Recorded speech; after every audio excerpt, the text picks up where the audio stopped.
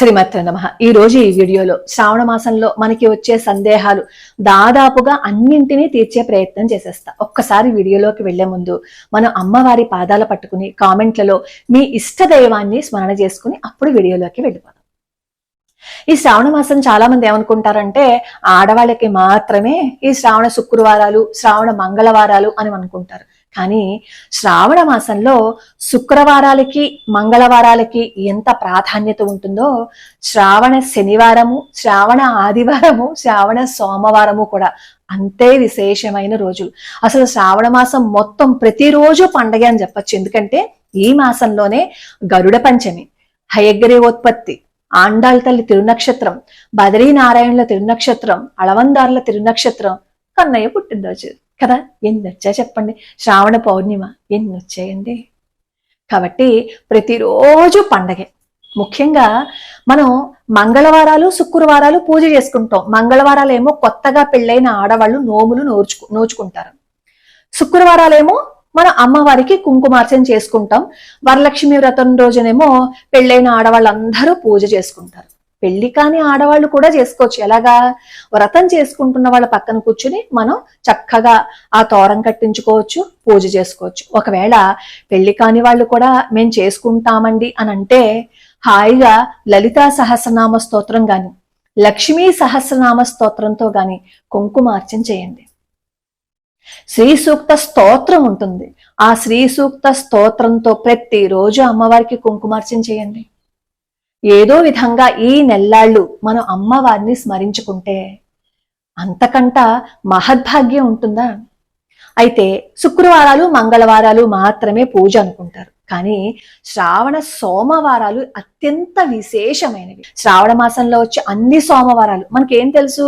కార్తీక మాసంలో మాత్రమే శివాలయానికి వెళ్ళము, కార్తీక సోమవారాలు ఇవి మాత్రమే తెలుసు. కానీ శ్రావణ మాసంలో ఎవరైతే ప్రతి సోమవారము నత్త ఉండి బిల్వదళాలతో అర్చన చేసి, అంటే ముఖ్యంగా మగవాళ్ళు కూడా, ఇది ఆడవాళ్ళు మాత్రమే కాదు మగవాళ్ళు కూడా చేయవలసిన విధి అన్నమాట. ఎవరైతే శివాలయానికి వెళ్లి రుద్రాభిషేకం అవి చేయించుకుంటారో అసలు వాళ్ళకి ఆరోగ్యానికి సంబంధించి ఏవైనా ఇబ్బందులున్నా, ఆర్థికంగా ఏవైనా ఇబ్బందులున్నా దాని నుంచి బయట పడిపోతాము అని నేను చెప్పట్లేదు, స్కాంద పురాణం చెప్తుంది. అసలు ఈ శ్రావణ మాసం మొత్తం అంతా మగవాళ్ళు పొద్దున్నే లేచి చక్కగా స్నానం చేసేసి పొద్దున్న విష్ణు సహస్రనామ స్తోత్రము, సాయంత్రం శివ సహస్రనామ స్తోత్రము చేస్తూ ప్రతి సోమవారం శివాలయంలో బిల్వదళార్చన, రుద్రాభిషేకాలు చేయించుకుంటే మనకే తెలియకుండా మనకి ఉన్న ఇబ్బందులు దూరం అయిపోతాయి. అది చాలా మందికి తెలియదు. కార్తీక మాసం మాత్రమే అని అనుకుంటాం. అలాగే శ్రావణ శనివారం కూడా నరసింహస్వామి వారి ఆలయానికి గాని, ఆంజనేయ స్వామి వారి ఆలయానికి గాని వెళ్ళమంటారు. అసలు ప్రతిరోజు వెళ్ళే అవకాశం ఉంది అని అనుకోండి, హాయిగా చక్కగా ప్రతిరోజు ఆలయానికి వెళ్ళండి. పొద్దున్నేమో విష్ణు ఆలయానికి, సాయంత్రం ఏమో శివాలయానికి, లేదంటే మీకు ఎప్పుడు కుదిరితే అప్పుడు దేవాలయానికి మాత్రం వెళ్ళడం మర్చిపోకండి. ఈ మాసం అంతా మీరు ఎంతైతే భక్తిగా, ఎంతైతే ఆర్తిగా, ఎంతైతే తపనగా భగవత్ సేవ చేస్తారో అంతా భగవంతుడి అనుగ్రహం ఉంటుంది. వెంటనే మీరు అంటారు పొద్దున్నే ఏం లేవగలని చెప్పండి అని. మనకి ఆఫీస్లో 6 మన బాస్ రమ్మన్నారు అని అనుకోండి, ఏం చేస్తాం? రాత్రి నైట్ షిఫ్ట్ చేసినా పొద్దున్నే 6 రమ్మన్నారు కాబట్టి పరిగెత్తుకుంటూ వెళ్తామా? మనం మన పిల్లలకి క్యారేజీ పెట్టాలి అని అనుకోండి, అయ్యో నా పిల్లడు ఆకలితో ఉంటాడు, నేను పొద్దున్నే లేచి చేయకపోతే ఎలాగా అని పొద్దున్నే లేచి చేస్తామా? మరి ఈ జీవితాన్ని ఇచ్చాడు భగవంతుడు. ఈ జీవితాన్ని ఇచ్చిన భగవంతుడికి పొద్దున్నే లేచి ఒక్కసారి దీపం పెట్టుకోలేమా? అక్కడేవి మీరు షోడశోపచారాలతో పూజ చేసామని ఏం చెప్పట్లేదు. చక్కగా పొద్దున్నే లేచేసి స్నానం చేసేసి ఆ దేవుడి గది శుభ్రం చేసేసుకుని దీపం పెట్టుకోండి. అది ఎంత పాజిటివ్ ఎనర్జీని ఇస్తుందో తెలుసా? మీరు కొన్నాళ్ల పాటు అది చేసి చూసి మళ్ళీ మీరు కామెంట్ పెడతారు, నిజమమ్మా పొద్దున్నే లేచి ఇలా చేస్తే చాలా బాగుంది అని. చక్కగా స్నానం చేసి వంట చేస్తారు, దాన్నే నైవేద్యంగా సమర్పణ చేసేస్తారు, దాన్నే తీసుకుంటారు. అది ప్రసాదం అయిపోదా చెప్పండి? మగవాళ్ళు కూడా ఈ శ్రావణ మాసం అంతా నమశివాయ అని జపం చేయటం మర్చిపోకండి. నమశివాయ గాని, నమో నారాయణాయ అని గాని జపం చేయటం మర్చిపోకండి. సరే, శ్రావణ మంగళవారాలు, శ్రావణ శుక్రవారాలు పూజ చేసుకుంటామండి. మరి వరలక్ష్మి వ్రతం రోజున కలశం పెట్టాలి అంటే మాకు రాదండి, మాకు షోడశోపచార పూజా విధానము రాదు, వరలక్ష్మి వ్రతం చేసుకోవటం కూడా మాకు రాదు, ఏం చెయ్యాలండి అంటారు. రాలేదనుకోండి, ఎవరైనా వచ్చి చేస్తారేమో ఒకసారి అడగండి. అది కూడా లేదనుకోండి, ఏ పక్కింటి అమ్మాయో ఉన్నారనుకోండి, అమ్మ నేను కాస్త పూజ చేసుకుంటాను, ఆ వరలక్ష్మి వ్రత పూజా విధానం నాకు రాదు, నీకు పుస్తకం ఇస్తాను, కాస్త చదివి పెడతావా అని అడగండి. ఆ అమ్మాయి వచ్చి చదువు పెడుతుంది. అమ్మాయి గాని అబ్బాయి గాని చదివి వెళ్ళిన తర్వాత చక్కగా వాళ్ళకి తాంబూలం సమర్పణ చెయ్యండి. అది కూడా రాదండి అంటారా? మీకు లలితా సహస్రనామ స్తోత్రం వచ్చు కదా, లలితా సహస్రనామ స్తోత్రం చదువుతూ కుంకుమార్చన చేయండి. అందుకే మనం రోజుకో శ్లోకం ఛానల్లో లక్ష్మీ సహస్రనామ స్తోత్రము నేర్పించాను, లలితా సహస్రనామ స్తోత్రము నేర్పించాను, శ్రీ సూక్త స్తోత్రం కూడా రోజుకో శ్లోకంలో పెట్టాం. కాబట్టి మీరు దాన్ని నేర్చుకోండి. ఇంకా 10 రోజులు ఉంది కదా, రేపు 13వ తారీఖు నుంచి కదా మనకి శ్రావణ మాసం మొదలు, ఇంకా 10 రోజులు ఉంది. కాబట్టి చక్కగా ఈ వీడియోస్ పెట్టుకుని విని పూజ చేసేటప్పుడు మాత్రం దయచేసి మేము చదివిన వీడియోస్ పెట్టేసుకుని చేయకండి. ఎందుకంటే మీరు పూజ మీ నోటితో మీరు పలుకుతూ శ్రద్ధగా భగవంతుడి పాదాల మీద దృష్టి పెట్టి చేస్తేనే అది పూర్తి ఫలితం వస్తుంది. నేను చెప్పింది ఆ సహస్రనామ స్తోత్రాలు వినేసి మీరు కుంకుమార్చన చేసేసుకుంటే మీ నోటితో మీరు చదవరు కదా, అక్కడ చదువుతున్నదంతా మీరు కుంకుమార్చన చేసుకుంటారు కదా. కాబట్టి మీరే చదివే ప్రయత్నం చేయండి. మాకు రాదండి అలా సహస్రనామ స్తోత్రాలు అంటారా? హాయిగా చక్కగా అమ్మవారి ముందు ఒక పావుగంట కూర్చుని మీకు అమ్మవారి నామం లలిత అండం వచ్చు కదా, లక్ష్మి అండం వచ్చు కదా, సర్వమంగళ అమ్మ అండం వచ్చు కదా, ఆ నామాన్ని తలుచుకుంటూ కుంకుమార్చన చేయండి. ఏమీ రాకపోతే నా మనస్సునే నీకు సమర్పణ చేస్తున్నానమ్మా, నా మనస్సులోనే నిన్ను నింపుకున్నాను కదమ్మా, ఇంకా నేను ఏ విధంగా నిన్ను అర్చన చేయగలను అని ఆర్తితో చేయండి. అమ్మ అనుగ్రహిస్తుంది.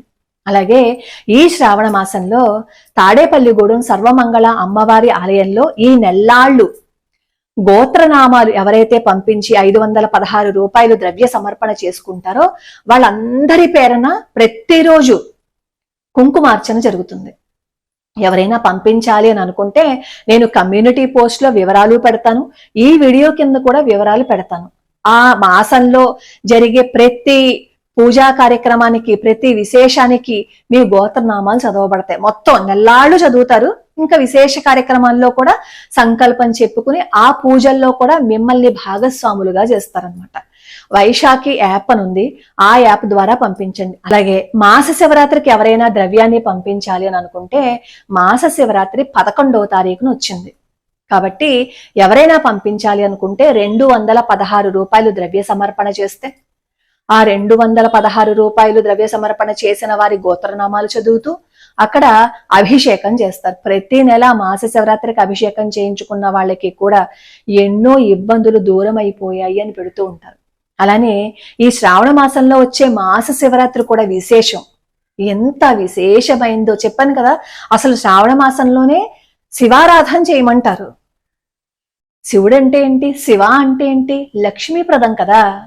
పరమేశ్వరుణ్ణి కూడా పూజించమంటారు. శ్రావణ మాసంలో పరమేశ్వరుణ్ణి, శ్రీ మహావిష్ణువుని, లక్ష్మీ అమ్మవారిని నిత్యం ఎవరైతే ఆరాధన చేస్తారో వాళ్ళకి ఏవైతే సమస్యలు ఉన్నాయో ఆ సమస్యలు తీరే మార్గం కనబడుతుందన్నమాట.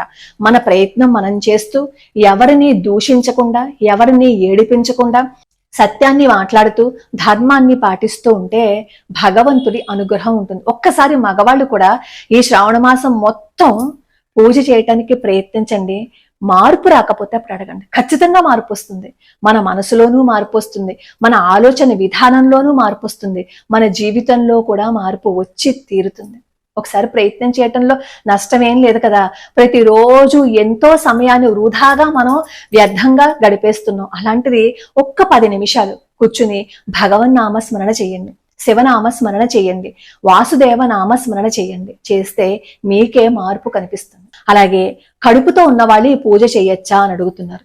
6వ నెల లోపు మీరు నోములు నోచుకోవచ్చు, పూజలు కూడా చేసుకోవచ్చు. శుక్రవారం నాడు మేమేమో తాంబూలం ఇచ్చినప్పుడు ఆ తాంబూలంలో జాకెట్ గుడ్డ పెట్టాలా అండి అని. ఈ మధ్య కాలంలో జాకెట్ గుడ్డ ఎందుకు, అది తీసుకెళ్లి ఎక్కడో పడేస్తున్నారు, పెట్టడం మానేయండి అంటున్నారు.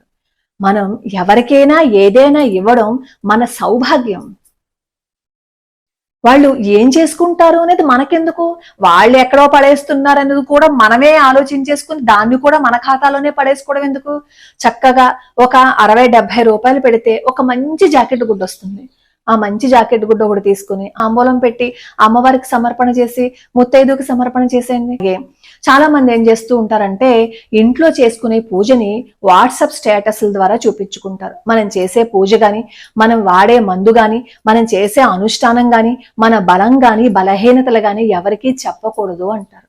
కాబట్టి మనం చేసే పూజ ఎవరి కోసం చేసుకుంటున్నాం? మన కోసం చేసుకుంటున్నాం. మరి అలాంటప్పుడు ఈ వాట్సాప్ స్టేటస్ లో నేను ఇలా పూజ చేసుకున్నాను అని పెట్టడం ఎందుకండి? అలాగే ఈ శ్రావణ మాసంలో పూజ చేసుకుంటున్నప్పుడు వీడియోస్ చూస్తూ ఉంటారు కదా, కొంతమంది నాకు కామెంట్లు పెడుతూ ఉంటారు, ఇలా చేశారండి పూజ, అలా చేశారండి అని.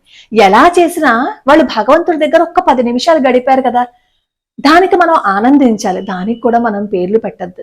ఒకవేళ స్తోమత ఉంటే అలా మనం కూడా చేసుకోవడానికి ప్రయత్నిద్దాం.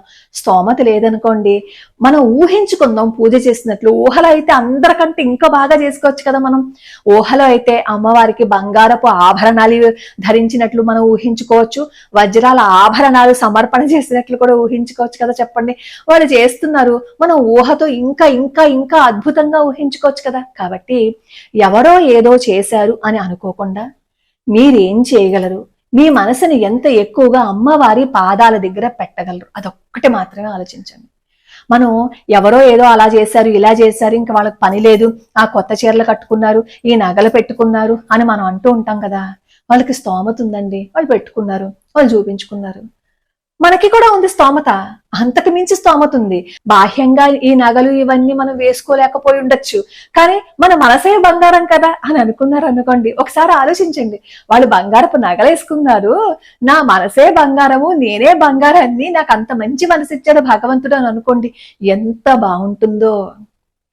బంగారపు నగలు, అందమైన చీరలు మనం కట్టుకునే స్తోమత ఉంటే సరే, కట్టుకోలేకపోయాము అని అనుకోండి, ఒక్క 10 రూపాయలు ఆకలి వేసిన వాళ్ళకి ఇవ్వండి. ఆ బట్టలు వేసుకున్నారు, అలా అందంగా చూపించుకుంటేనే పూజ అని అనడం ఎందుకు? అసభ్యంగా చేస్తే మనం ప్రశ్నించాలి.